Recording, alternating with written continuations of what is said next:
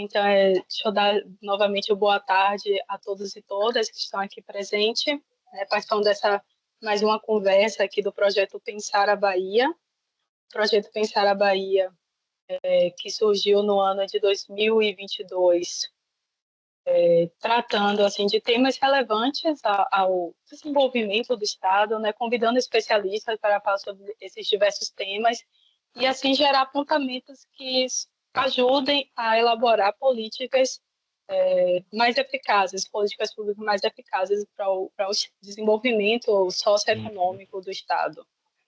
Então, hoje, esse ano a gente está se dedicando, Jorge, mais ao tema aqui da segurança pública. É um tema de grande valor agora em todo o país, mas principalmente na Bahia, diante dos dados divulgados, dos diversos estudos que a gente tem na área de segurança pública. E a gente está nesse estudo, a gente já ouviu muitas pessoas aqui, a gente está em várias áreas assim, da segurança pública, a gente não está num foco só, A gente quer ter uma visão mais geral assim, do tema.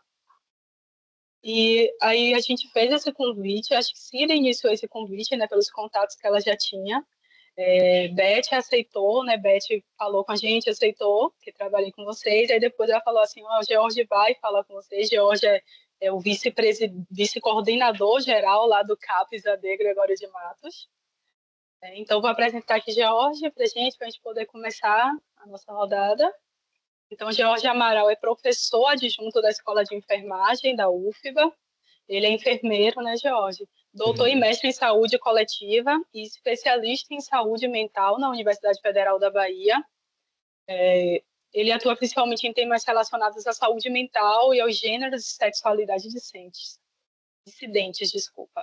E, como eu falei, ele atualmente é vice-coordenador geral do CAPES-AD, o CAPES-AD, que é esse Centro de Atenção Psicossocial Álcool e Drogas, que oferece serviços de atenção psicossocial para atendimento de pacientes com transtornos decorrentes do uso prejudicial de álcool e outras drogas.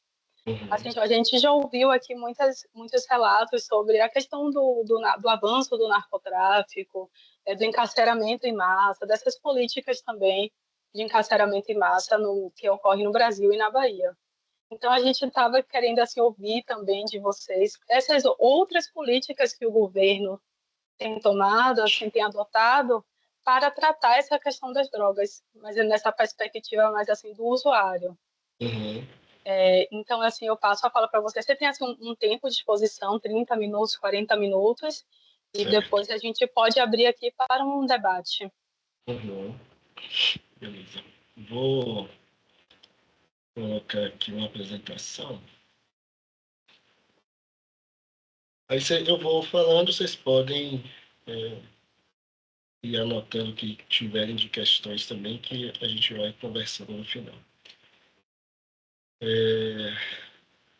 Beth tinha me dito que era mais uma apresentação do CAPES, então eu dei um foco ao que o serviço faz, mas a gente conversa aqui também sobre o que a gente tem de políticas nesse aspecto.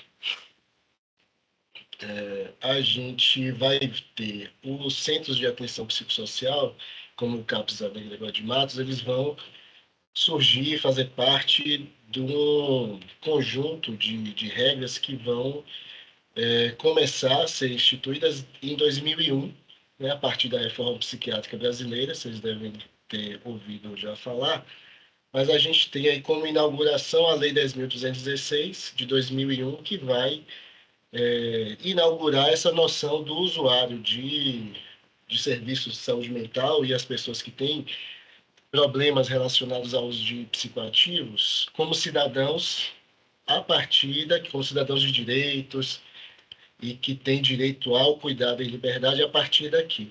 Antes disso, a gente tinha políticas sempre voltadas elas estavam concentradas nos setores de justiça e segurança pública. A gente tinha sempre uma noção de que as pessoas que tinham uso ou faziam uso de psicoativos como pessoas que precisavam ser excluídas do convívio social, internadas, mas a gente começa a entender a partir de 2001 as pessoas que fazem uso de psicoativos como pessoas que têm uma necessidade, uma demanda de cuidado em saúde, principalmente. A partir da portaria 4.279, de 2010, a gente começa a pensar a saúde a partir de redes de atenção. Antes, a gente tinha serviços que funcionavam de forma muito mais isolada, antes dessa portaria, com algumas experiências de articulação em rede de saúde. Dentro dessa portaria, dentro do bojo, né, dessa portaria, das compreensões políticas que vão surgindo a partir dela, da portaria das redes de atenção à saúde, que vão instituir aí o que a gente acho que é bem popular, rede cegonha, rede de atenção à pessoa com deficiência e tal. A gente tem aí a portaria 3.088, de 2011, junto com ela a 3.089, que vão, a 3.089 muito voltada ao financiamento do que reza na portaria 3.088, que vai falar da instituição da rede de atenção psicossocial.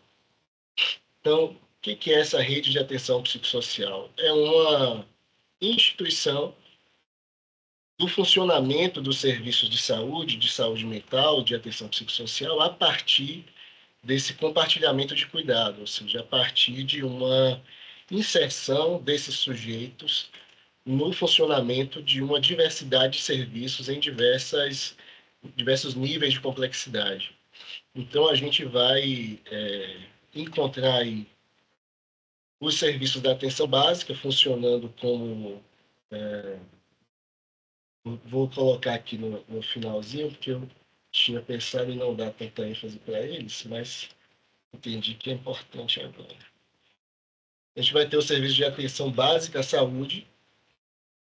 Então, a gente vai ter dentro deles as unidades básicas de saúde, os NASF, né, os núcleos de apoio à saúde da família, os consultórios na rua, os serviços da atenção residencial de caráter transitório e os centros de convivência e cultura, todos eles compondo aí a atenção básica à saúde.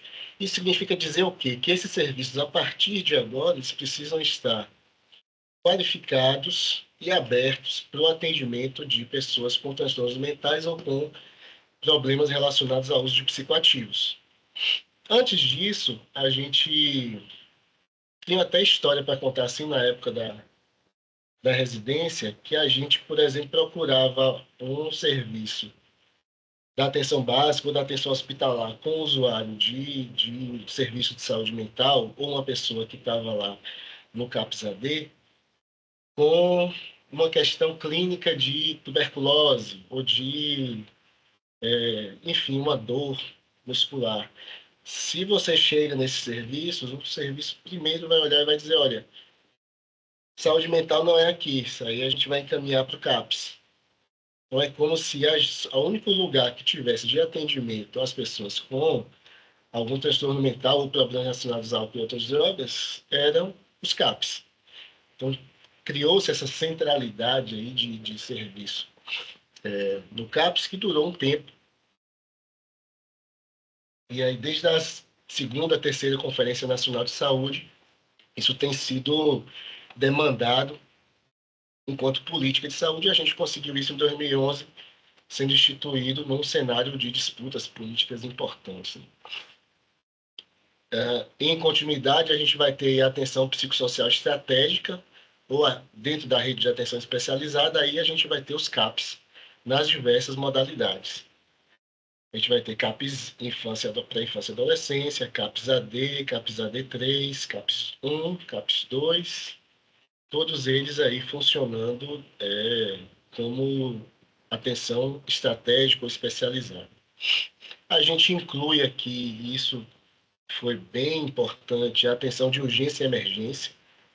Então, você começa a entender aí o SAMU, as salas de estabilização das unidades básicas, as UPAs, 24 horas, as portas hospitalares de atenção, urgência e emergência, todos eles como componentes da atenção psicossocial.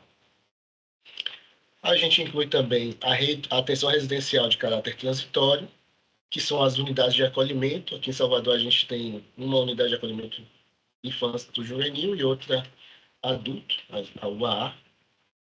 E os serviços de atenção em regime residencial vão fazer parte aí desse serviço que são de caráter provisório para as pessoas conseguirem se organizar por um tempo, estejam elas dentro de um sistema de apoio ineficiente, que ela não consegue ficar em casa ou com a família, seja ela uma pessoa em situação de rua, também vai encontrar esse componente aqui da rede de atenção psicossocial como um apoio importante.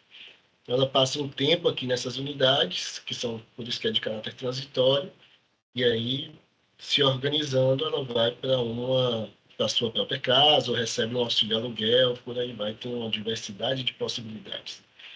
A gente tem atenção hospitalar, que vamos ter aí não mais o hospital psiquiátrico como principal espaço de cuidado, mas a gente vai ter aí as enfermarias especializadas em hospital geral. A gente teve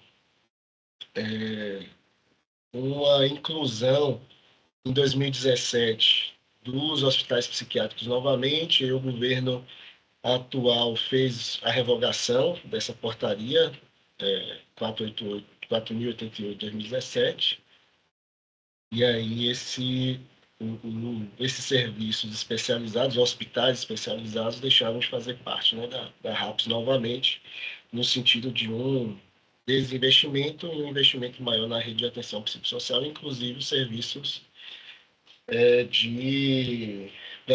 para pessoas, o que a gente chama de hospitais judiciários, né, ou manicômios judiciais, para pessoas com transtornos mentais em conflito com a lei. A gente tem aí também as estratégias de desinstitucionalização, que vão fazer parte os serviços residenciais terapêuticos, que são casas para pessoas que ficaram boa parte da vida, ou no mínimo 2 anos consecutivos internados em hospitais psiquiátricos. E temos também o programa de volta para casa, que inclui aí uma bolsa que a pessoa recebe, e esses serviços aqui eles vão ser financiados pelo financiamento da internação hospitalar, ou seja, da IH, que ela vai ser revertida para ao invés de ir para o leito hospitalar de internação, vai para o serviço residencial terapêutico e o programa de volta para casa. E a gente tem também as estratégias de reabilitação psicossocial, que são as iniciativas de geração de trabalho e renda, que podem ser específicas, dentro serviços específicos para isso, para pessoas com transtornos mentais ou problemas relacionados a álcool e outras drogas. E a gente tem também os empreendimentos solidários e cooperativas, que estão incluídos aí os serviços produzidos pela economia solidária dos municípios. Isso só para falar um pouco de como a gente sai de uma compreensão de exclusão para uma compreensão de inclusão das pessoas em suas redes sociais e a atenção à saúde dentro do território, em serviços que são comunitários, inclusive pessoas que têm problemas relacionados ao uso de álcool e outras drogas. A atenção psicossocial ela tem uma característica importante aí dentro dessa ideia da rede de atenção psicossocial. Vou só voltar aqui.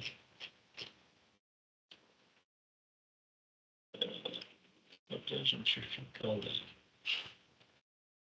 dentro dessa característica da atenção psicossocial, a gente vai entender que o problema do sujeito não é a droga especificamente.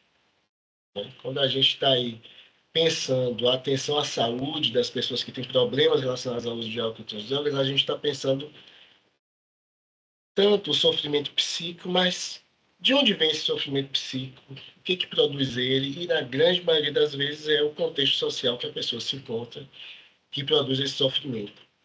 Então, quando a gente está pensando essas políticas de saúde que estão nessas normativas ou na política de atenção integral à pessoa a pessoa que tem problemas relacionados ao uso de drogas, a gente vai pensar sempre a partir de uma lógica do território, uma lógica comunitária, uma lógica das relações. Então, os serviços que vão sendo produzidos a partir daí, eles deixam de seguir uma lógica psiquiátrica, ou seja, de entender o uso de psicoativo como uma doença em si, ou seja, como um transtorno de uso de substância X ou Y, e passa a compreender o sujeito na sua integralidade, olhando esses laços sociais. Então, quando a gente está lá no CAPS AD Gregório de Matos, a gente tem uma característica importante que a gente atende ali no Distrito Sanitário do Centro Histórico, que são pessoas em grande vulnerabilidade social. Na maior parte das vezes, a substância psicoativa usada por eles é mais um sintoma de um sofrimento social. É mais uma forma, na verdade, que ele encontra de suportar estar na rua, ou suportar uma insegurança alimentar extrema, uma condição de desemprego, uma condição de poucos laços sociais, ou seja, de solidão, de isolamento social. Então, ele vai encontrar como possibilidade para isso a substância psicoativa. Além disso, são pessoas que, de forma geral, têm uma dificuldade grande de acesso a outros serviços de saúde. Então, se você chega, por exemplo, uma pessoa em situação de rua, ela poucas vezes consegue acessar uma UBS, uma unidade de saúde da família, seja por conta do estigma, seja por conta da aparência física que a pessoa tem, ou, inclusive, de uma desorganização psíquica que ela está ali enfrentando, porque estar na rua não é brincadeira. Então, quando a gente tem a inclusão do consultório na rua, por exemplo, dentro das políticas de atenção à saúde, que vai entender as pessoas em situação de rua como público-alvo na atenção básica, a gente tem aí uma produção de acesso à saúde.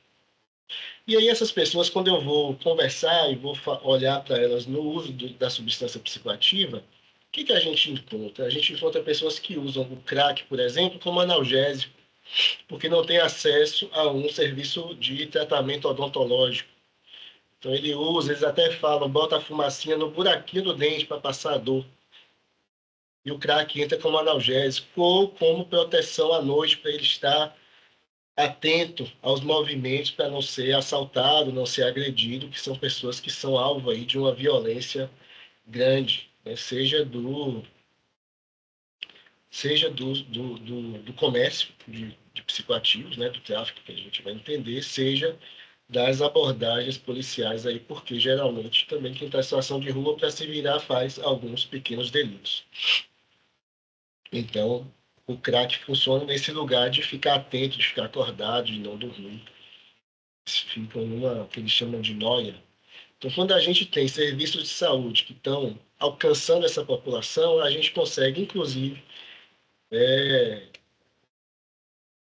no mínimo, regular ou reduzir um pouco o consumo de substância psicoativa nesse sentido. Então, se eu entro aí com um tratamento à saúde analgésico, eu entro com uma produção de segurança maior, descobrindo estratégias com o sujeito aí para ele se proteger, ele já vai reduzir um pouco o uso de psicoativos. Então, isso vai ser o que a gente entende aí como promoção da saúde e redução de danos, né? Então, com esses sujeitos, e o tratamento vai sendo construído quando tem necessidade a partir disso. Dando continuidade aqui, a gente vai ver que na Bahia a gente tem aí 19, pensando especificamente em CAPS AD, hoje 19 CAPS AD2 e 7 CAPS AD3 na Bahia, né? É um número ainda insuficiente se a gente for olhar os critérios populacionais, e isso, ouso dizer que eu não vi nenhum estudo ainda, muito mais insuficiente se a gente olhar os critérios epidemiológicos, por conta do aumento que a gente vê hoje do consumo de psicoativos, mas de um consumo que é disfuncional diante do aumento da situação de pobreza no Estado, especialmente depois que a gente enfrenta aí a pandemia. E aí, começando a mostrar para vocês o CAPS AD Gregório de Matos. Vou só lembrar, eu fiz um foco um pouco no CAPS AD, nosso, e aí depois, no momento de discussão, vocês podem fazer outras questões que podem se relacionar a um contexto mais macro, ok? Então, a gente tem aqui, são os professores da Escola de Enfermagem, no dia da inauguração da sede, o governo do Estado, a Secretaria de Saúde, fez essa entrega da sede para a UFBA. A gente é um CAPS que é uma parceria entre UFBA e CESAB. Então, aí a nossa fachada nova, bem bonita, reformada. A gente tem duas frentes de atuação contratadas pela CESAB, ou seja, são produtos que a gente entrega, Uma delas é a atividade clínica psicossocial. Dentro dessas atividades, a gente tem, desenvolvendo essas atividades, aqui é a equipe que a gente tem hoje na reunião de equipe, na nossa sala de reuniões, a gente tem arte-terapeuta, assistente social, enfermeiras, médica de família, médica psiquiatra, professores de educação física, psicólogos, técnicos de enfermagem, uma equipe de redução de danos que conta com uma supervisora e 5 profissionais de redução de danos, isso é um diferencial nosso, né? São profissionais de redução de danos na década de 80, quando a redução de danos era evitar contaminação por HIV para pessoas que usavam drogas injetáveis ou em situação de prostituição. Então, essa galera está aí, histórica, né? Contando o caso e cuidando até hoje de pessoas ali do centro histórico. A gente tem a equipe administrativa e a equipe de capacitação, que eu vou falar para vocês um pouco mais tarde. Só para mostrar um pouquinho deles. E o que a gente vai fazendo, eu selecionei algumas atividades para mostrar para vocês. Dentro da lógica da rede de atenção psicossocial, que é a principal política que a gente tem hoje, vou mostrar aqui para vocês o cuidado compartilhado. A gente tem aqui, coloquei só 2 situações, mas a gente tem uma diversidade de situações que são compartilhadas com a rede. Aqui a gente tem a médica do consultório na rua, o nosso psicólogo, Danilo, psicólogo lá do CAPS, e a gente está fazendo aqui uma festa de aniversário para a filha de uma usuária do nosso serviço. Então, ela está fazendo tratamento conosco, está fazendo tratamento oncológico, fazendo acompanhamento para algumas outras questões na atenção básica, e ela não estava conseguindo cuidar da filha sozinha. Então, a filha ficou um tempinho num abrigo, depois está sendo cuidada pela avó, tudo isso nessa mediação que a gente vai fazendo entre os serviços. Aqui é um usuário que foi para a unidade de acolhimento, uma pessoa que estava em situação de rua, um artista, de mão cheia, que faz uso de substâncias psicoativas. Para dar conta de estar na rua, e aí ele vai passar um tempo agora na unidade de acolhimento adulto, que fica ali na Ribeira, no Caminho de Areia, na verdade. Então, a gente vai fazendo essas articulações com os outros serviços para o cuidado ele ser eficiente e efetivo. A gente tem grupos terapêuticos, né? A gente faz esses encontros em rodas de conversa. Aqui a gente tem o nosso profissional de educação física mediando aí uma conversa sobre o corpo na relação com a substância psicoativa. A gente tem oficinas terapêuticas também. Aqui a gente tem o giro cultural com o psicólogo, outro psicólogo da equipe, Paulo, com técnica de enfermagem, fazendo o giro cultural, que é uma atividade que a gente vai em diversos espaços da cidade para as pessoas irem entendendo que elas podem circular e estar em espaços de lazer, também como uma estratégia, um recurso de cuidado à saúde mental que extrapola o uso de psicoativo, né? Então, a gente tem eles aqui no Porto da Barra, ficaram um tempo ali. Aqui é uma moça que a gente atende, que é uma moça trans, e aí ela, no São João, a gente fez o casamento na roça e ela gostou muito da roupa de noiva. De vez em quando ela está aí vestindo a roupa de noiva nos passeios que a gente faz. E aqui essa outra foto é da oficina de percussão. A gente tem os usuários aí usando a música como esse recurso também de promoção de cuidado, promoção de saúde mental. A gente tem as visitas aos domicílios. Então, aqui a gente tem o nosso professor de educação física, no outro enfermeiro, fazendo a visita domiciliar. O professor de educação física faz também algumas atividades de práticas integrativas, ele faz auriculoterapia, então, na visita domiciliar já faz uma auriculoterapia, isso ajuda aí a aliviar dores, aliviar situações de ansiedade. A gente tem os atendimentos em campo. A gente tem investido muito na prática do atendimento na rua. Boa parte dos nossos usuários, eles são pessoas que estão em situação de rua hoje no centro histórico. Então, a gente faz os atendimentos individuais e também o que a gente chama de atividade de redução de danos na rua. Então, aqui a gente tem a nossa médica de família, a médica residente, o psicólogo aqui uma pontinha. A gente está fazendo um atendimento aqui na rampa do Mercado Modelo e outro aqui na Feira de São Joaquim, aqui embaixo, com a residente de psicologia e o professor de educação física também, ali fazendo esse trabalho de redução de danos. Aí a gente fala sobre o uso de preservativos, sobre o uso seguro de substâncias, pergunta às pessoas como elas estão fazendo o uso. Esses espaços são o que a gente chama de espaços psicotrópicos, ou seja, tem uma circulação de substâncias psicoativas importante, por isso que a gente considera campos mais prioritários. E aí a gente conversa sobre isso, né? Sobre o cuidado da saúde, sobre os estilos ou formas de uso de psicoativos que as pessoas estão fazendo, descobrindo com elas formas menos danosas de fazer esse uso. Vocês vão percebendo que eu estou falando sempre a partir de uma lógica de redução de danos. Como pauta das nossas atividades, é a lógica que orienta hoje as políticas de saúde. A gente saiu de uma lógica de proibicionista apenas, né? Ainda é uma lógica que regula o nosso país enquanto políticas de drogas. Ainda somos prioritariamente um país que proíbe o uso, a produção, o consumo.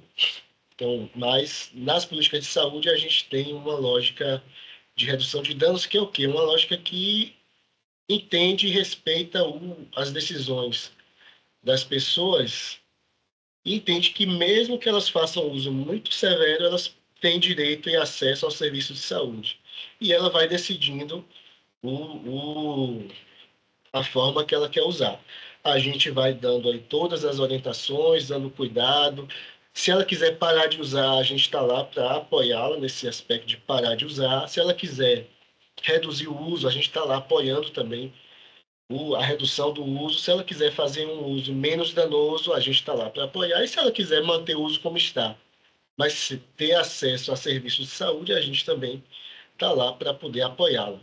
Então a gente vê que isso já evita, a gente em um ano de funcionamento aí na gestão da escola de enfermagem, que eu trouxe os dados mais recentes que a gente tem acompanhado, a gente não teve nenhuma internação em serviço de saúde mental.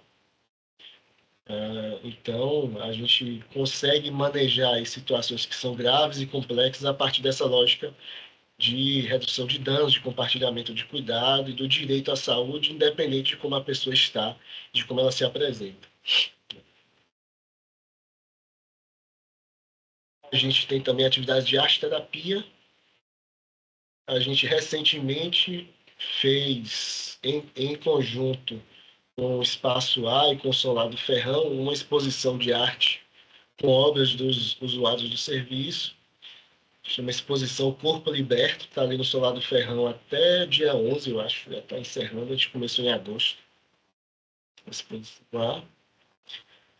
E aí eu vou mostrar para vocês agora os nossos serviços de capacitação. Então, eu falei um pouco da clínica que a gente atua e a função principal do Estado nesse lugar da rede de atenção psicossocial é a capacitação e educação permanente dos profissionais, né? A gente tem um dado aí desde 2012 de um alcance de mais de 80% dos trabalhadores de saúde da atenção psicossocial na Bahia.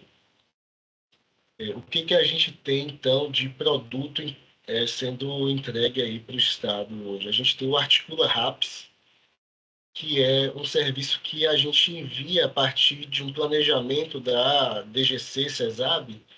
A gente envia alguns técnicos da nossa equipe para polos das microrregiões de saúde do Estado. Nesses polos estão pessoas de diversas cidades da microrregião. A gente se encontra com elas, produz um espaço de 3 dias ou 6 turnos de formação com elas. A gente conhece um pouco da rede, conversa um pouco no primeiro dia e no segundo e terceiro dia a gente faz essa qualificação em loco, né, presencial, com essas pessoas, no sentido de discutir ali temas que elas vão definindo relacionados ao uso de psicoativos e a organização de um centro de atenção psicossocial. A gente tem também o Roda Viva Virtual, que nesse ano a gente já alcançou 102 trabalhadores de 9 municípios. Então, o que é esse serviço? A gente tem uma ou duas vezes por mês um encontro com uma equipe de um centro de atenção psicossocial, de forma geral tem sido centro de atenção psicossocial, que demanda para a CESAB ou a discussão de um caso clínico que eles entendem como complexo, de difícil manejo, ou a discussão de um tema específico. Né? Nesse ano, a gente teve sempre casos clínicos sendo discutidos com equipes do Estado. Então, a equipe de Paramirim, de Palmeirinha, de Teixeira de Freitas, faz a solicitação, a gente organiza isso de forma virtual e conversa com essa equipe em tempo real, né? Online. Outro serviço são os intercâmbios, então a gente pode receber aí profissionais do Estado para ficarem 3 dias acompanhando o serviço conosco. Então eles podem vir 3 pessoas por vez, 2 técnicos, a gente sugere, né? 2 técnicos da clínica e um técnico administrativo para acompanhar o serviço no funcionamento aí, especialmente das reuniões de equipe, da assembleia de usuários e de atividades da clínica que a gente produz. A gente tem também o Diálogos em Saúde Mental, que foi uma estratégia que surgiu primeiro como estratégia de qualificação nossa, mas a gente abriu online para ser para ser transmitido, na verdade, né, de forma aberta, aí não é só para o estado da Bahia, ele funciona de forma aberta. A gente teve até julho, que foi o último relatório dele, 101 pessoas em encontros presenciais, 163 online, de diversos locais, a maior parte do estado da Bahia, mas pessoas aí do Brasil inteiro.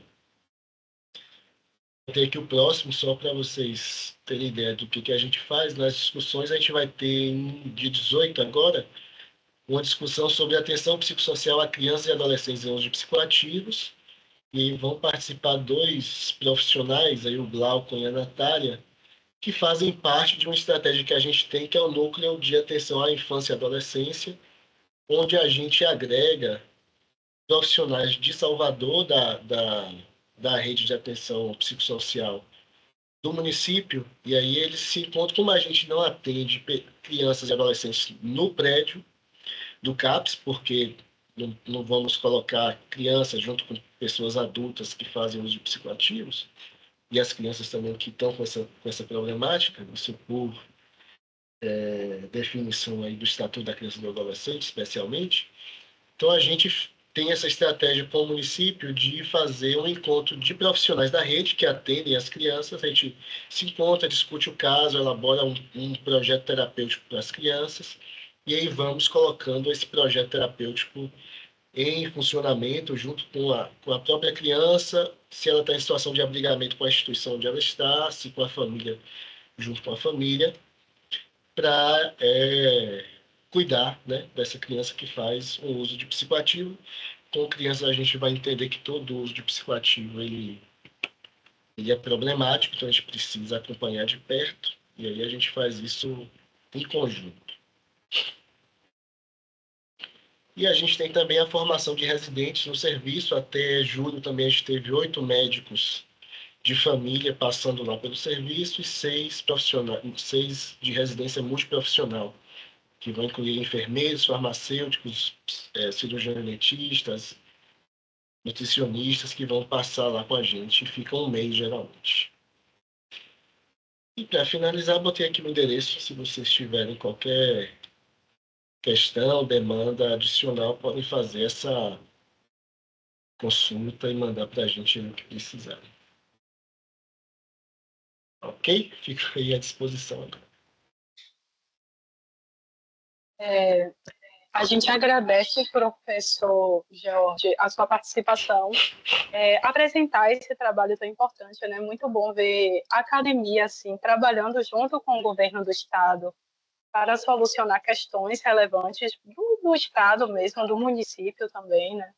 A gente tem muito costume de ver assim, a academia um pouco descolada das ações do governo, e ver a academia trabalhando junto com o governo é uma ação tão importante como essa, assim, nos deixa feliz. Assim, você falou assim que estava focado mais no CAPES, mas essa política do CAPES, né, que acaba sendo assim uma política pública do Estado, é assim, isso mesmo que a gente queria ouvir dessas outras políticas que o Estado tem, que não fica só na questão do encarceramento dos usuários de drogas, né? É um outro tipo de atenção a esse público, né? Levar um pouco de dignidade a essa população de rua, essa população mais vulnerável. Então, acho que eu vou abrir agora para perguntas. Se alguém quiser fazer pergunta, quiser levantar a mão. Tá? Cida levantou a mão. Ou seja, seu microfone está fechado. Pode fazer pergunta.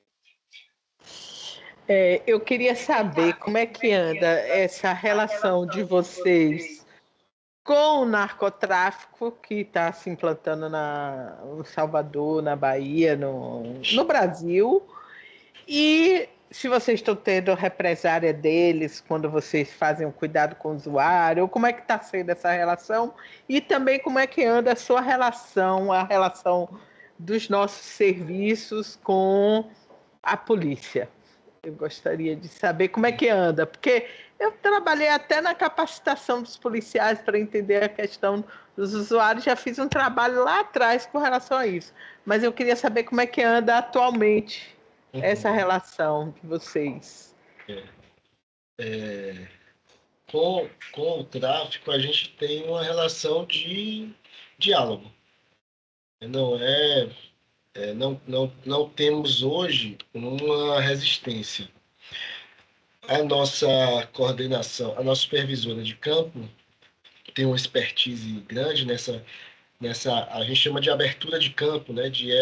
Como é que entra no território, como é que a gente vai construindo essa presença de um serviço de saúde dentro do território. E no Distrito Sanitário do Centro Histórico, a gente chega, vai conversando, os usuários mesmo do serviço têm uma articulação, eles mesmos conversam, né? Existe uma relação que não é uma relação assim de sentar para negociar coisas, mas é uma relação de que a gente se conhece, a gente sabe quem está, como é que está e como podemos ali estar fazendo parte desse território.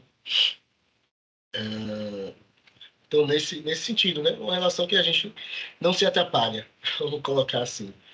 A gente não se envolve nos assuntos e também espera que tenha essa abertura para a nossa presença, para a nossa estadia ali no território.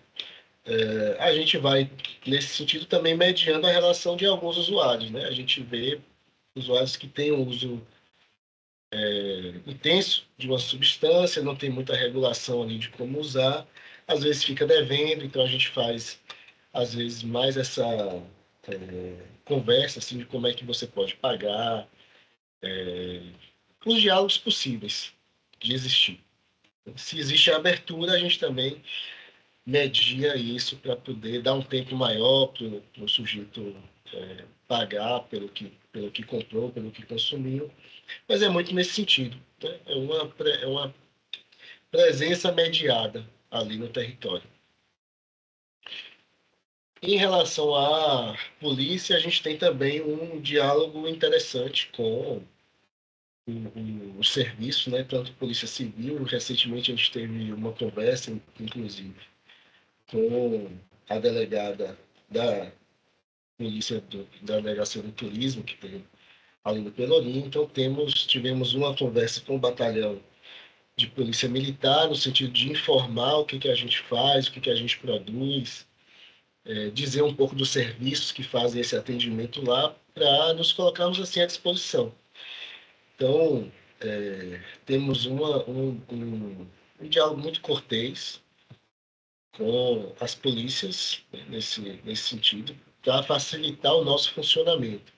Mas também da mesma sorte, assim, de termos o respeito também de não ter uma intervenção no nosso serviço, né, de ter essa construção do serviço como um espaço ali possível de estar, mesmo para pessoas que estejam devendo alguma coisa para a justiça, por exemplo. Então, a gente tem esse respeito mútuo também com os policiais que estão ali dentro do nosso território de atuação. Isso na relação conosco, assim, enquanto serviço, né, enquanto instituição.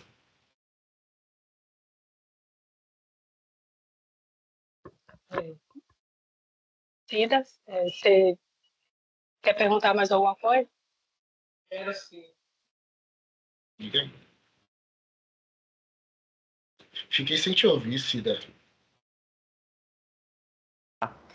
Eu queria saber quais são os entraves que hoje vocês enfrentam. Qual é E como foi essa mudança da faculdade de medicina para de enfermagem, retomar isso? Como é que foi esse processo? É só curiosidade. Uhum. Foi isso. Eu acho que o professor Leandro vinha levando esse serviço já há alguns anos, segundo ele, de forma muito intensa. E aí ele já queria fazer outras atividades, outros serviços, mudar algumas questões na carreira dele enquanto acadêmico. E aí ele devolveu a Faculdade de Medicina e a Faculdade de Medicina devolveu o serviço para a reitoria. E aí fomos consultados enquanto escola de enfermagem para assumir. A gente tem poucos cursos que têm áreas específicas de saúde mental definidas, né, dentro do serviço. Então, enfermagem é uma delas. Medicina tem a área da psiquiatria. E a gente tem esse componente de saúde mental, né, dentro do curso de enfermagem. Então, fomos consultados pela reitoria, aceitamos enquanto escola, né, conversamos bastante ali, e aí assumimos o contrato novo. Vinha de um contrato que não podia mais ser renovado, então precisava fazer uma nova contratação. A Faculdade de Medicina acho que aproveitou essa janela e aí fizemos essa transposição, vamos dizer assim, né? Só de unidade de gestão, mas continua como um serviço gerido aí pela UFBA. Os entraves principais que a gente enfrenta dentro dessa mudança de contratação, hoje a gente tem, se eu for falar como serviço, hoje são mais questões burocráticas que vão se desenhando, né, na produção desse serviço, de um contrato novo, que a gente ainda está nesse processo de resolver muita coisa da burocracia. São 3 grandes burocracias importantes até que existam para a segurança jurídica, né, de todas as instituições. E aí uma delas, temos a UFBA, né, enquanto burocracia aí da União, temos a CESAB e temos também a FAPEX, enquanto essa fundação que gere o recurso que chega. Então, essas negociações, esse tempo de gestão mesmo é uma dificuldade importante. A gente tem também algumas questões com o próprio funcionamento da rede assim, de atenção. A gente pensa que, enquanto serviço que precisa de uma rede para funcionar, é de grande relevância que a gente compartilhe o cuidado.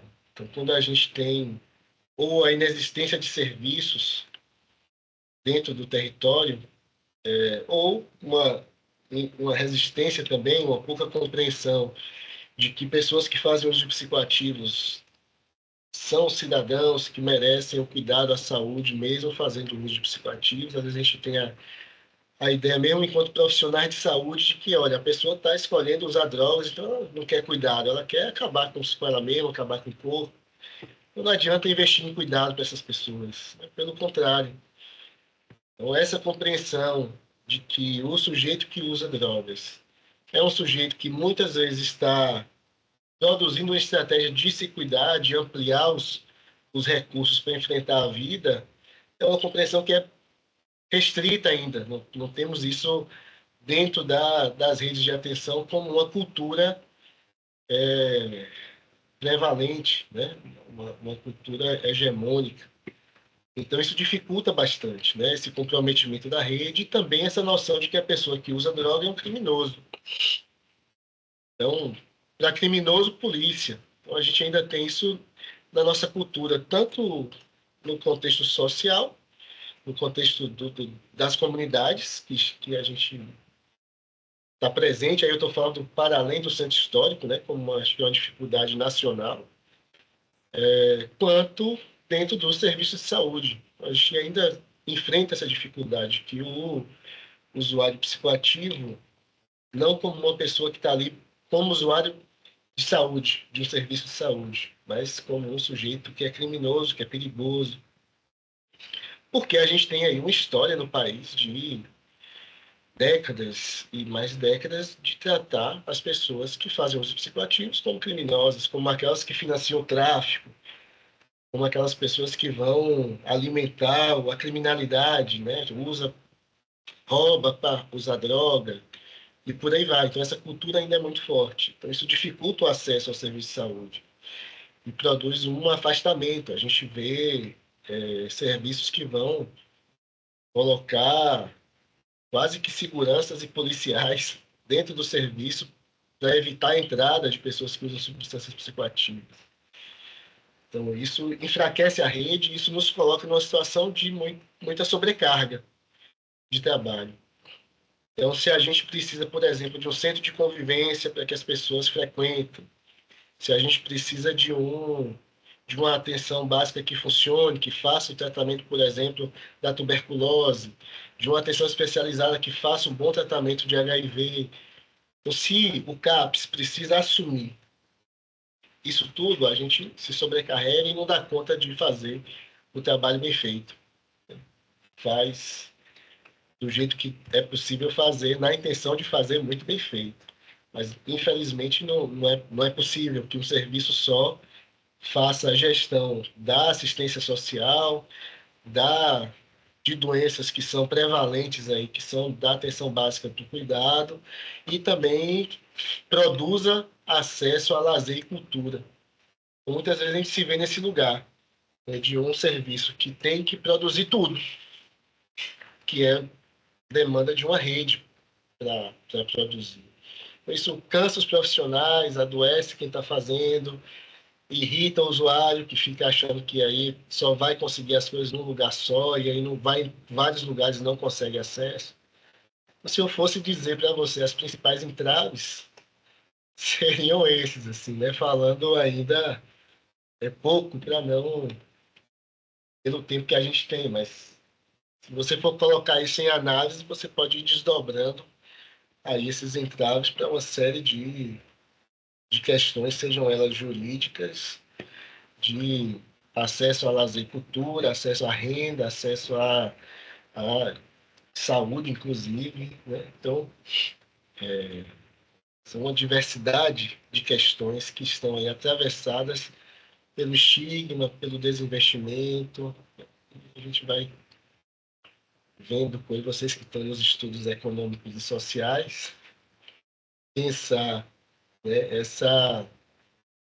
esse planejamento de como é que... Porque se eu for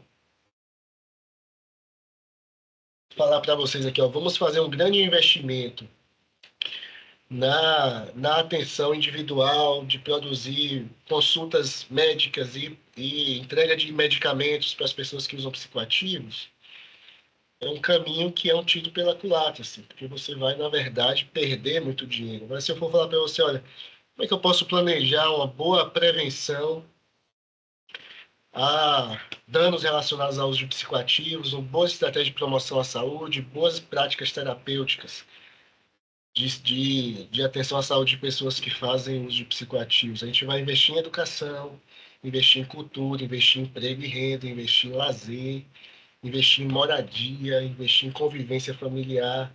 Isso não pensando família como fonte ou remédio para tudo, mas família enquanto espaço de troca de afetos possível.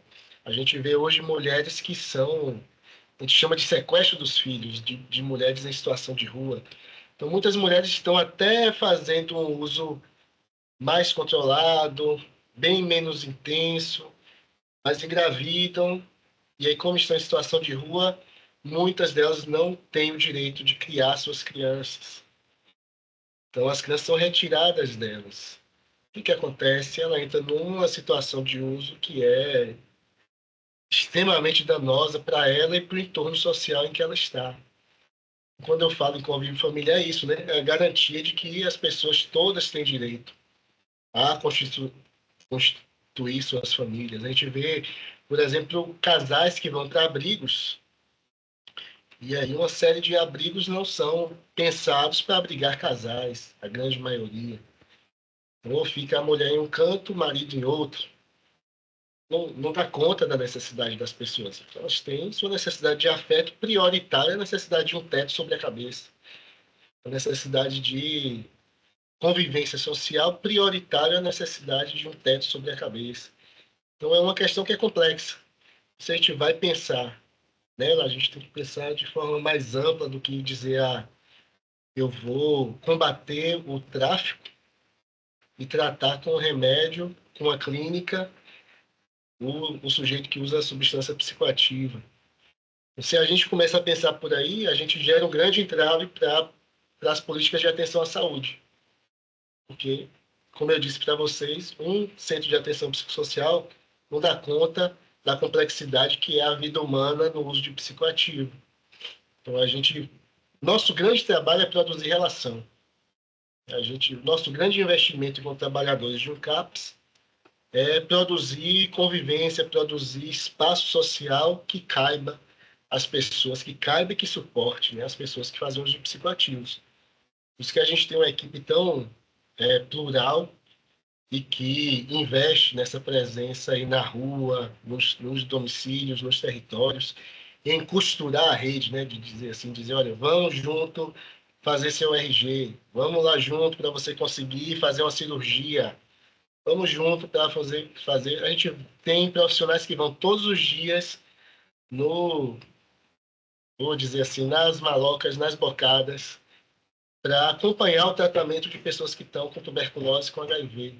Todo dia a gente vai lá, dá um lanche e um remédio, para garantir que a pessoa siga seu tratamento aí por um tempo mínimo de 6 meses. Então, esse trabalho de costura, de produção de relação e de cabimento que a gente está construindo todo dia e que precisa de investimento, né?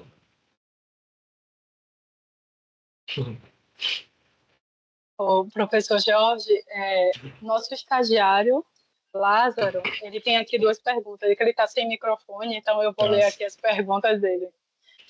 Ele perguntou se existem outros parceiros além do Estado e quais estão sendo os esforços para ampliar esse frente de atuação do CAPES. Não, ó, o Estado, ele é, na verdade, um contratador, vamos chamar assim, da universidade para produzir o CAPES, né? Então, dentro desses dois produtos que a gente tem, que é dessa atenção clínica no Distrito Sanitário do Centro Histórico e da formação para o Estado da Bahia. Então, o Estado ele é o financiador, ou seja, é quem contrata a gente para produzir, ele compra o projeto, vamos dizer assim. Então, isso como... isso que eu digo que é uma parceria de fundamento, assim, né? Que é a raiz do serviço. Agora, enquanto parceiros que não são financeiros, aí a gente tem uma diversidade de espaços, né? E isso a gente vai construindo todos os dias. Primeiro estava olhando o grupo do WhatsApp e o arteterapeuta estava fazendo uma construção com a Casa do Benin. A gente tem aí uma diversidade de unidades da UFBA que vão aí fazendo parcerias. A gente vai construindo essa existência no território a partir disso. Quando a gente conversou com a delegada, ela falou, vem cá, e aí a gente pode também encaminhar a pessoa para lá, sugerir que ele vá fazer o pode. Então, isso já vai se construindo como parcerias de trabalho. Né? Financeiramente, não, a gente tem esse financiamento único via Estado. A UFBA, enquanto União, entra com alguns investimentos também, como investimento da União, Mas são essas duas que a gente pode chamar de mantenedoras, se o financiamento, a parceria que você está dizendo é nesse sentido. Nesse sentido mais de trabalho, a gente tem uma diversidade de espaços e serviços que vão funcionando aí como parceiros, dentro das necessidades que a gente vai construindo e produzindo. E a outra questão foi? Quais estão sendo os esforços para ampliar as frentes de atuação do CAPES?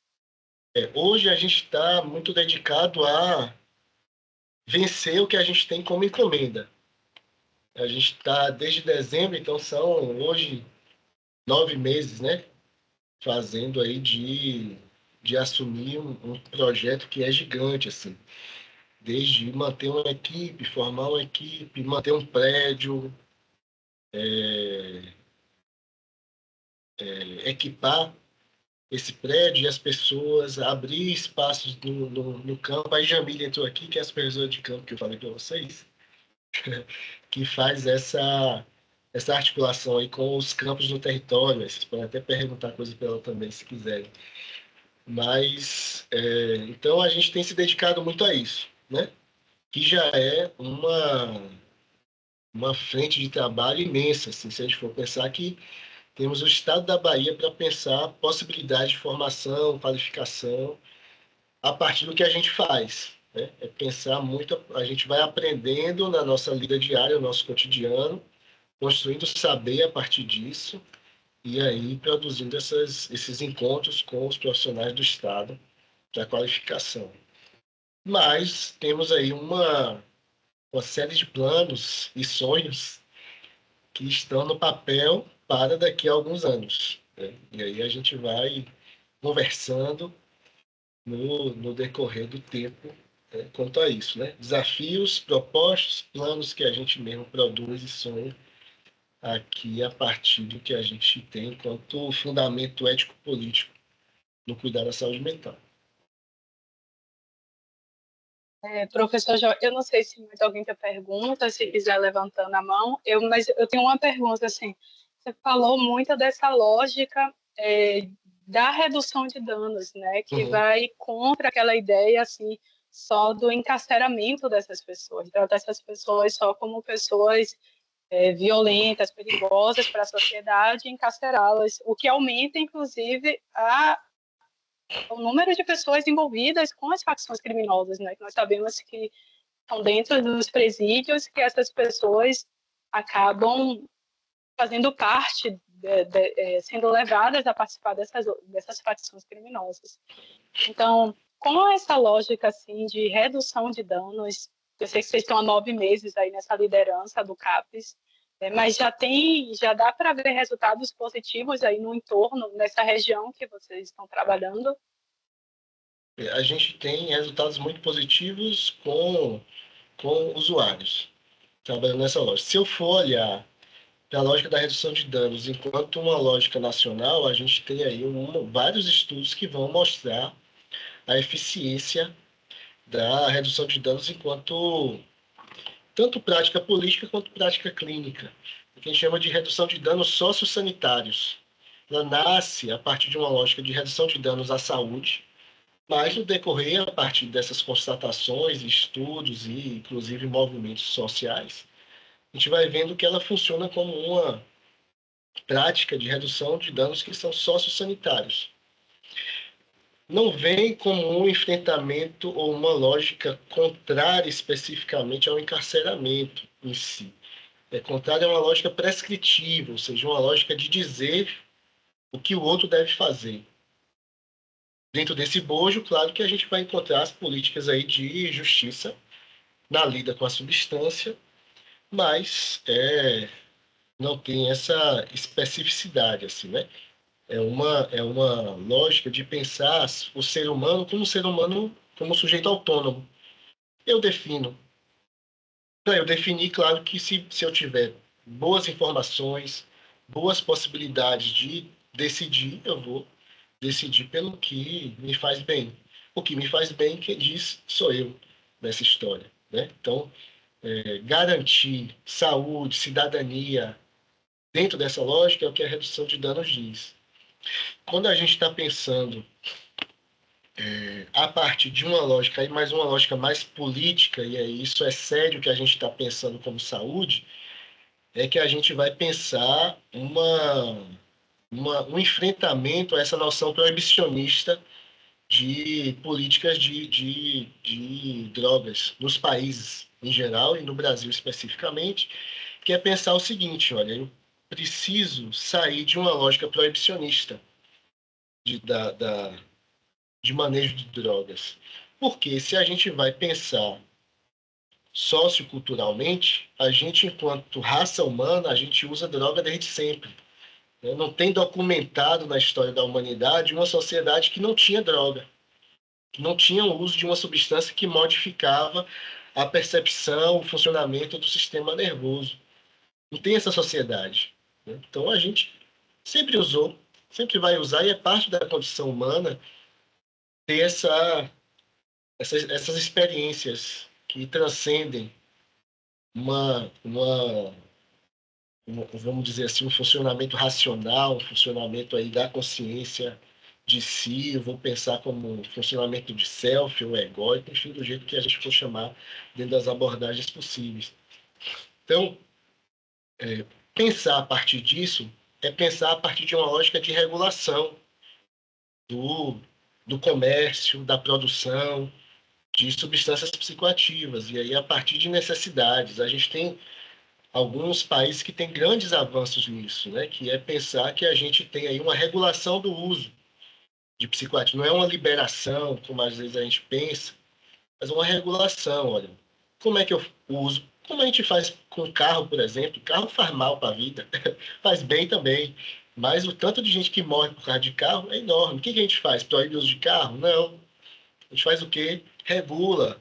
Para comprar o carro tem que ser assim, o carro vai custar tanto, tem tanto de imposto, tem um sistema de produção. Para você dirigir tem que fazer um curso, tem que ter um documento. Se você faz isso aqui, você tem uma multa. Então, isso reduz o dano que o carro produz. O uso de substância psicoativa, a lógica de muitos países aí que têm alcançado bons resultados é assim. Você quer usar, você vai usar. Para você fazer a substância, você vai fazer assim, ó, tem que ter a norma. Não pode botar isso que faz mal, isso aqui também não, tem que usar a substância assim, assim.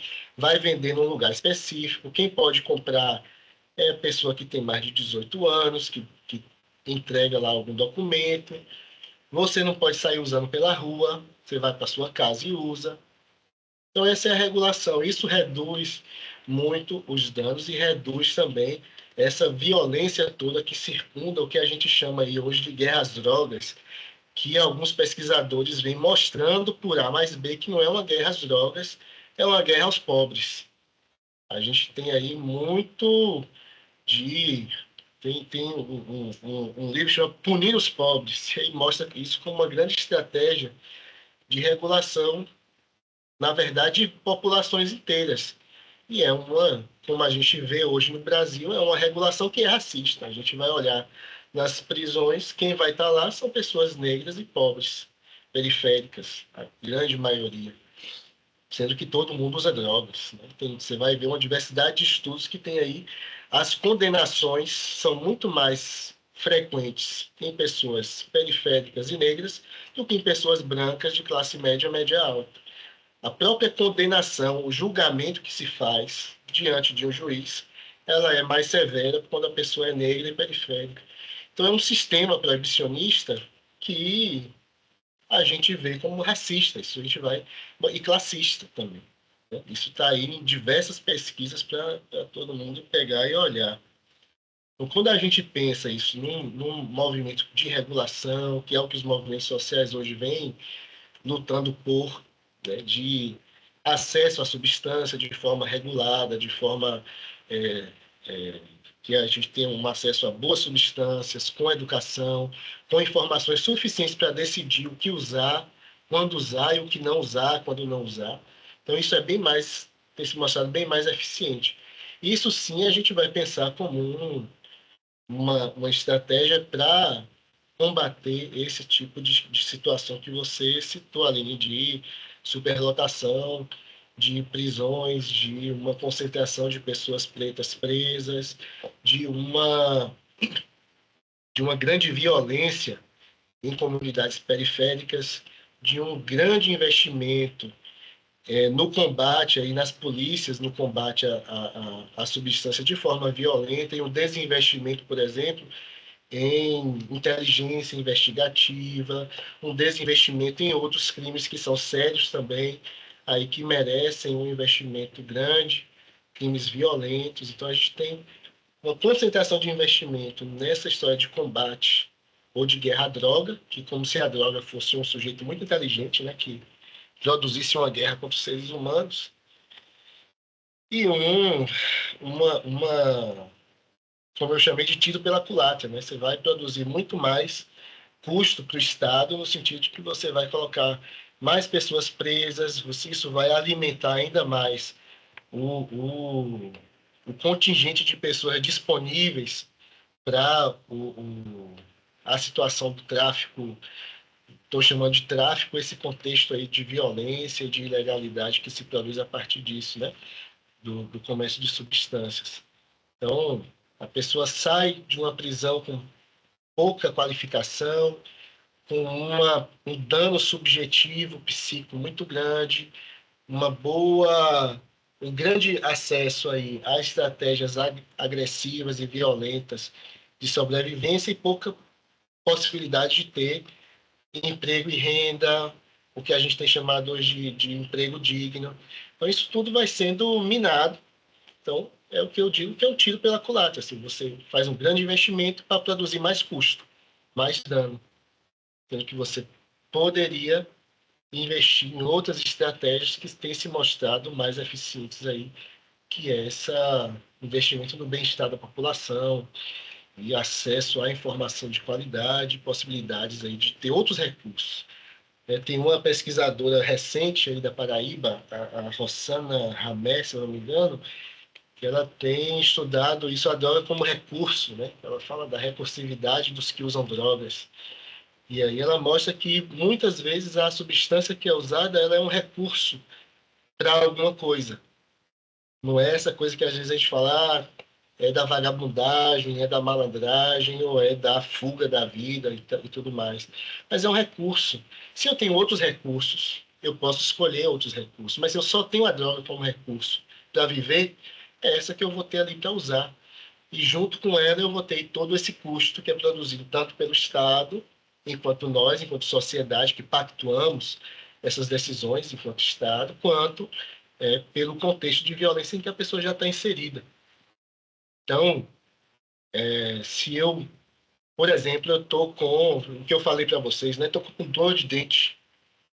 Dor de dente é um negócio insuportável, a gente sai correndo para ir no dentista. Se eu busco um serviço de saúde, não consigo atendimento, busco outro, não consigo atendimento, tento outra resolução, não consigo, o que eu vou usar? O crack, porque reduz a dor. Se eu uso o crack, para usar o crack, eu tenho que enfrentar a regulação do Estado, da pessoa, da polícia, que está ali para reduzir, vamos dizer assim, né, para combater esse uso.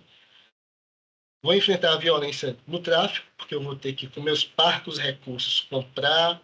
Não sei se eu consigo pagar, vou ficar devedor, e aí, se eu não pago, eu tenho as punições aí que vão vir sobre mim.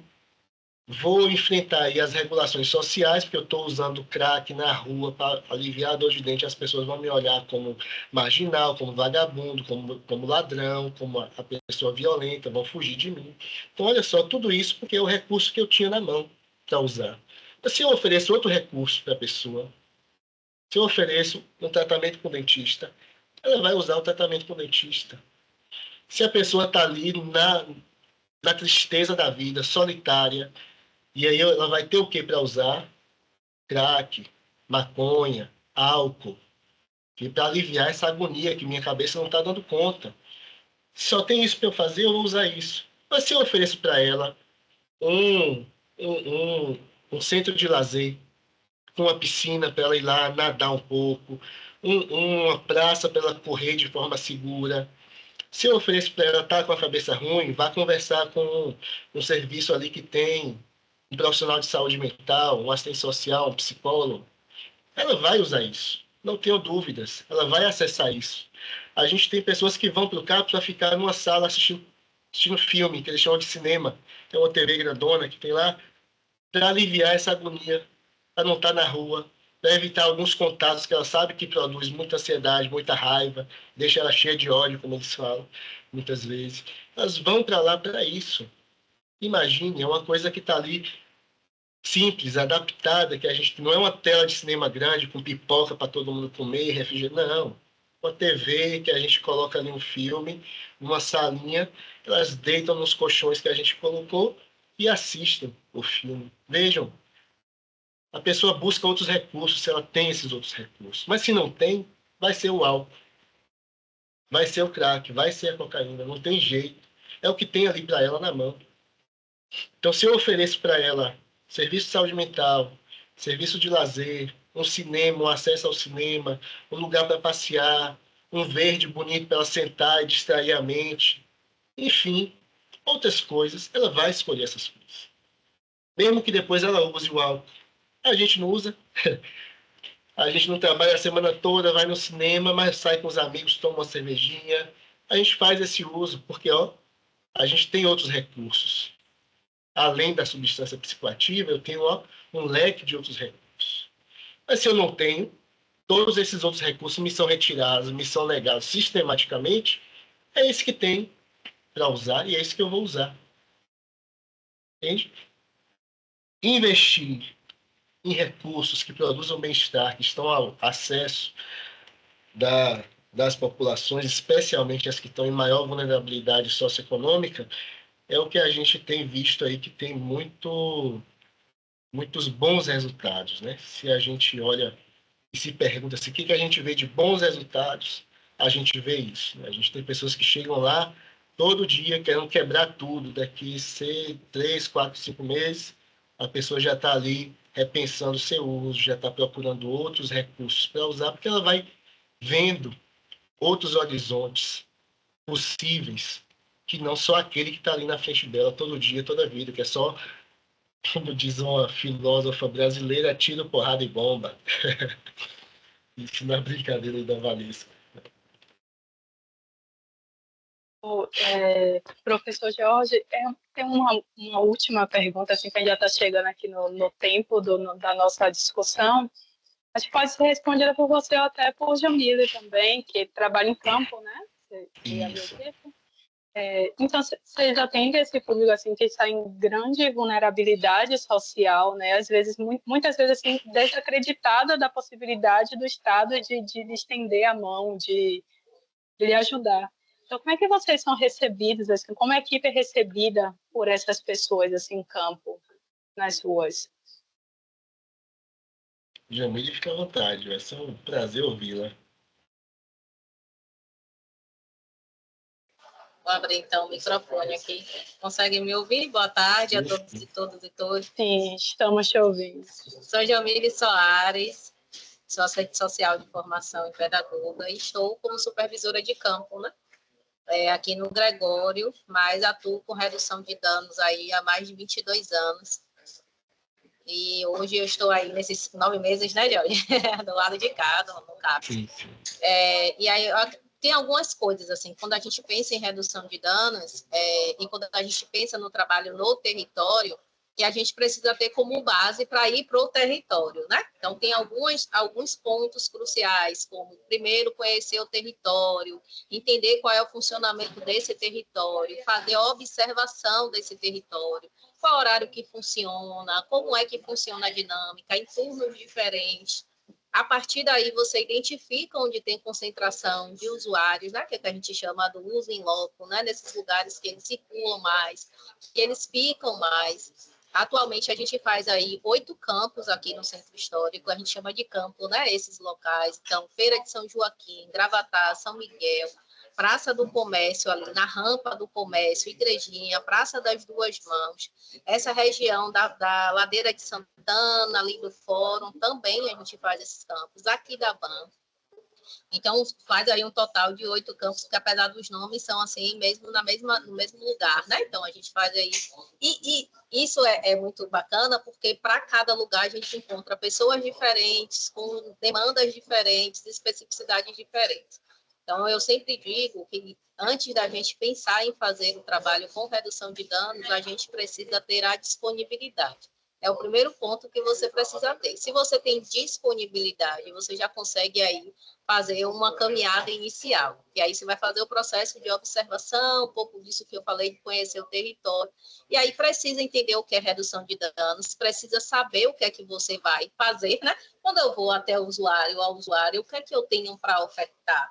E aí é a partir dessa ideia do que você tem a ofertar e que tem a ver com a disponibilidade, é que então você consegue fazer o que a gente chama de aproximação. Então, a gente precisa se aproximar, mas quando eu me aproximo com alguma coisa. Na história da redução de danos, aqui em Salvador especificamente, a gente começa com a troca de seringa, né? Um processo de troca de seringa, e aí a gente tem o uso do preservativo como insumo, que não é a redução de danos, entregar preservativo, mas o preservativo é a forma da gente também chegar, se aproximar da orientação, porque aí a redução de danos surge, inclusive, nesse auge das lutas aí do enfrentamento contra o HIV, né? Então, parte disso aí. E aí, essa ideia e essa proposta da gente ter esses insumos, a partir daí, a gente vai encontrar diversas demandas, e quem está na rua tem muita demanda, que pode ser demanda de assistência, demanda de saúde, até simplesmente a demanda de ser escutado e escutado. Então, é a partir disso que você, então, vai conseguir se aproximar, vai conseguir ter o aval para retornar na próxima semana, né? E aí, a partir dessa construção do vínculo. Então, eu não posso chegar na Quindaban a quinta-feira, por exemplo, e voltar daqui a um mês. Eu tenho que ir quinta-feira e na próxima quinta e na próxima quinta. Então, a constância, você não prometer aquilo que você não vai poder fazer, você escutar a demanda e poder direcionar. Para isso, eu preciso conhecer a rede, eu preciso saber para onde encaminhar, preciso ter, inclusive, saber qual é o papel de um CAPS, né, nesse processo. Então, a gente tem dito que o movimento de estar na rua é o CAPS indo para a rua, o CAPS fazendo aí essa ponte, tanto do cuidado para quem não consegue chegar nesse serviço, como para quem não conhece esse serviço, ou para quem, inclusive, nunca nem pensou sobre estar nesse serviço. E esse é o nosso trabalho de redução de danos, é fazer a partir disso que George traz, né, do respeito às escolhas da pessoa, e a partir dali a gente vai construindo junto com ela. Vai chegar em um auge ali, dos encaminhamentos, dos diálogos, do acompanhamento, da intensificação do cuidado, inclusive. Em algum momento, aquilo tudo que a gente construiu junto, inclusive, não quero mais, não estou mais a fim disso, aí a gente vai voltar de novo e vai começar de novo. Então, a gente fala sempre da pedagogia da não desistência, né? Então, assim, a gente não desiste de quem está na rua, a gente não desiste desse investimento. Então, esse é o papel da redução de danos, né? É fazer ali o processo junto com a pessoa para que ela, inclusive, faça ali a autorregulação dela, consiga entender como é que funciona a substância na vida, o que é possível fazer, o que é não é possível, fazer retomadas, retomar o percurso. Então, esse é o trabalho que a gente tem feito. Acho que eu consegui responder, se não... Primeira coisa... Conseguiu, sim. Conseguiu, sim. E, assim, finalizando aqui nossa conversa, né, nossa tarde, que foi, assim, muito produtiva, foi muito enriquecedor para a gente conhecer o trabalho do CAPS, o trabalho de vocês, parabenizá-los, parabenizá-las por esse trabalho, por essa luta aí, que eu imagino que não é um trabalho fácil, né, com poucos recursos humanos e financeiros, e agradecer por aceitar nosso convite, agradecer também a Elizabeth Dantas, né, que intermediou aí nosso contato, e a Jamile, que participou aqui com a gente. Você ainda está citando aqui Dorismar, né, que acho que foi o primeiro contato, foi com ele encaminhou aí para a Elizabeth também. Agradecer a George Amaral por participar, por concordar em estar aqui com a gente, né? E a todos e todas que participaram aqui, que assistiram com a gente, passaram essa tarde aqui de discussão. E, George, se você quiser falar alguma coisa. Agradecer também o convite, a oportunidade de falar com vocês. Acho que é sempre uma oportunidade de grande importância, acho que para a gente, politicamente, conversar com quem está nesses setores de decisão ou de apoio à decisão, dizer que a gente está sempre disponível, né, enquanto universidade e enquanto serviço também de saúde, para futuras conversas e espaços de diálogo, acho que são muito ricos e muito, acho que prazerosos para a gente também, né? De mostrar o que a gente faz, é o que a gente tem como alma aí do nosso serviço é essa, né? De falar do que a gente faz, né? Do que a gente tem investido. Então fica nosso agradecimento, dizer que a gente está aí de portas abertas e desejar muito sucesso para vocês nesse projeto aí desse ano que vocês têm empreendido nessas conversas. Muito obrigada. Então, muito obrigada a todos e todas. Eu desejo assim, uma boa tarde e uma boa semana aí, né? Já fim de semana. Deixa eu dar um tchau também. Hoje é hoje. Sim. Você manda um beijo, um abraço muito especial para o doutor Leandro. Você entrega isso para ele. Pode deixar, assim que eu ver, eu digo, Cida. Tá bom. E Renata também. Renata eu não encontro mais, mas se eu vê-la, eu digo. Tá bom. Viu? Então é isso. Prazer, gente. Beijo. Eu sou fã de você. Tchau, pessoal. Bom.